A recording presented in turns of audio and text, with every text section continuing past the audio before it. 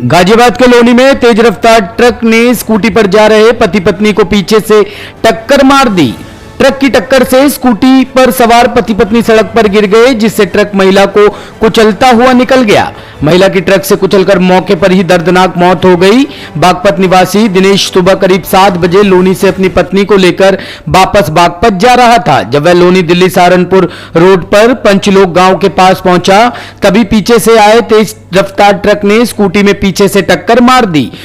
Truck की टक्कर लगने से पति पत्नी सड़क पर गिर पड़े और ट्रक महिला को कुचलता हुआ निकल गया, जिससे महिला की मौके पर ही दर्दनाक मौत हो गई। सूचना पर पहुंची पुलिस ने शव को पोस्टमार्टम के लिए भेज दिया है। वहीं ट्रक चालक को पुलिस ने हिरासत में ले लिया है। श्रीनगर में बड़ा आतंकी हमला, ईदगाह इलाके में प्रिंसिपल टीचर की गोली मारकर हत्या। श्रीनगर के ईदगाह इलाके में एक स्कूल पर आतंकी हमला हुआ है। आतंकियों ने प्रिंसिपल और टीचर की गोली मारकर हत्या कर दी है। दोनों को करीब से पिस्टल से गोली मारी गई है। इस हमले में प्रिंसिपल सत्येंद्र कौर और टीचर दीपक चंद की हत्या हुई है। दीपक चंद कश्मीर के पंडित थे। दीपक चंद कश्मीरी पंडित थे। जानकारी के मुताबिक आतंकवादियों ने सभी को कमरे से बाहर निकाला और मोबाइल नीचे रखने को कहा। इसके बाद आतंकियों ने आई कार्ड देखा और दोनों टीचरों को गोली मार दी। स्कूल में हमला करने आए तीनों आतंकी मास्क पहनकर स्कूल में घुसे। तीनों काफी युवा थे और उन्होंने बेहद ही करीब से पिस्टल से गोली मार दी। मारे गए टीचर दीपक चंद कश्मीरी पंडित थे। उनके घर में मातम पसरा हुआ है। जिस स्कूल में हमला हुआ वहां 15 अगस्त को झंडा फहराया गया था। आतंकी इस बात से नाराज थे और उन्होंने आज हमला कर दिया। बता दें कि पिछले 72 घंटे के भीतर यह चौथा बड़ा आतंकी हमला है। 5 अक्टूबर को आतंकियों ने कश्मीरी पंडित और केमिस्ट मक्खन लाल बिंदु को गोली मार दी थी। एक रेडी वाले और बांदीपोरा में टैक्सी यूनियन के अध्यक्ष की हत्या की थी। आज प्रिंसिपल और टीचर को गोली मार दी। उत्तराखंड में बोले पीएम मोदी, कहा सरकार का लक्ष्य हर जिले में कम से कम एक मेडिकल कॉलेज स्थापित करना है। देश की स्वास्थ्य सेवा क्षेत्र की सराहना करते हुए प्रधानमंत्री नरेंद्र मोदी ने गुरुवार को कहा कि सरकार का लक्ष्य हर जिले में कम से कम एक मेडिकल कॉलेज स्थापित करना है। ऋषिकेश में एक कार्यक्रम में अपने संबोधन में प्रधानमंत्री ने कहा कि करीब 6-7 साल पहले ही कुछ राज्यों में एम्स की सुविधा थी। आज एम्स को हर राज्य में ले जाने का काम किया जा रहा है। हम 22 एम्स का मजबूत नेटवर्क बनाने के लिए 6 एम्स को तेजी से बनाने का कार्य कर रहे हैं। सरकार का यह भी लक्ष्य है कि देश के हर जिले में कम से कम एक मेडिकल कॉलेज हो। उत्तराखंड के विकास में पूर्व प्रधानमंत्री अटल बिहारी वाजपेयी के योगदान की सराहना करते हुए प्रधानमंत्री ने कहा कि अटल जी ने उत्तराखंड के निर्माण का सपना पूरा किया था। अटल जी का मानना था कि कनेक्टिविटी का सीधा संबंध विकास से है। उन्हीं की प्रेरणा से आज देश में अभूतपूर्व गति और पैमाने पर बुनियादी ढांचे के माध्यम से कनेक्टिविटी सुनिश्चित करने का काम किया जा रहा है। उन्होंने कहा कि आज सरकार ये इंतजार नहीं करती कि नागरिक अपनी समस्याएं लेकर उनके पास आए और फिर कार्रवाई करे।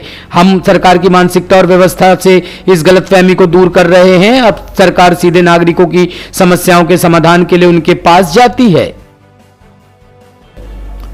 पेट्रोल, डीजल और एलपीजी के दामों को लेकर कांग्रेस ने बीजेपी सरकार को घेरा। कीमतों को घटाने की मांग।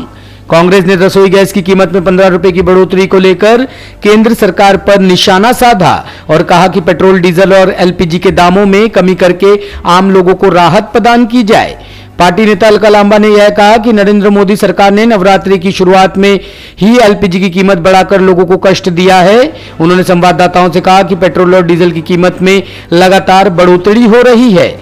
अब नवरात्रि की शुरुआत पर ही मोदी सरकार ने एलपीजी के दाम में 15 रुपए बढ़ा दिए। यह लोगों के लिए कष्ट है।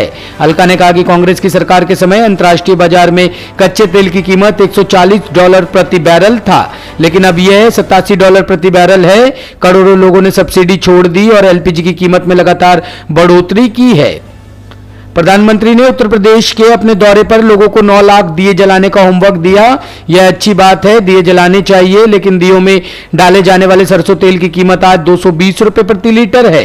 हर चीज को इवेंट बनाने वाले हमारे प्रधानमंत्री को इस बात पर जवाब देना चाहिए। हमारे देश को मुक्ति मिलनी चाहिए। हम चाहते हैं कि इस नवरात्रि में पेट्रोल, डीजल और एलपीजी की कीमतें कम की जाए। लखीमपुर हिंसा में सुप्रीम कोर्ट ने यूपी सरकार को दिए जांच और रिपोर्ट दाखिल करने के निर्देश। सुप्रीम कोर्ट ने आज लखीमपुर खीरी हिंसा मामले की सुनवाई की। CJI NV Ramana, justice Suryakant और जस्टिस हेमा कोहली की बेंच ने उत्तर प्रदेश सरकार को लखीमपुर हिंसा की जांच पर स्थिति रिपोर्ट दाखिल करने का निर्देश दिया है। शुरुआत में सीजेआई एनवी रमना ने कहा कि अधिवक्ता शिव कुमार त्रिपाठी और सीएस पांडा ने उन्हें एक पत्र लिखा था जिसमें एससी से घटना का स्वतः संज्ञान लेने का आग्रह किया गया। कोर्ट ने कहा कि वो चाहते हैं कि इसे एक जनहित याचिका के रूप में सूचीबद्ध किया जाए। जनहित याचिका की जगह यह मामला स्वतः संज्ञान मामले के रूप में सूचीबद्ध हो गया है। ये कोई मुद्दा नहीं है। लखीमपुर हिंसा दुर्भाग्यपूर्ण थी। यूपी सरकार की ओर से पेश वरिष्ठ अधिवक्ता गरिमा प्रसाद ने आश्वासन देते हुए कहा कि पूरी घटना को ठीक से देखा जाएगा। जांच जारी है। हम एक रिपोर्ट दर्ज करेंगे। प्राथमिकी दर्ज है। एक जांच आयोग का गठन किया गया है। इसके अलावा न्यायमूर्ति सूर्यकांत ने योगी आदित्यनाथ के नेतृत्व वाली सरकार से प्राथमिकी में आरोपियों के नाम और स्थिति रिपोर्ट में उन्हें गिरफ्तार किए जाने को लेकर जानकारी मांगी है। सुनवाई के अंत में सीजेआई ने वकील से कहा कि हमें अभी एक अंदेशा मिला है कि एक मृतक की मां की हालत गंभीर है। बेटे को खोने के सदमे के कारण उसे तत्काल चिकित्सा की आवश्यकता है। राज्य सरकार बात करे, सभी चिकित्सा सुविधाएं प्रदान करे।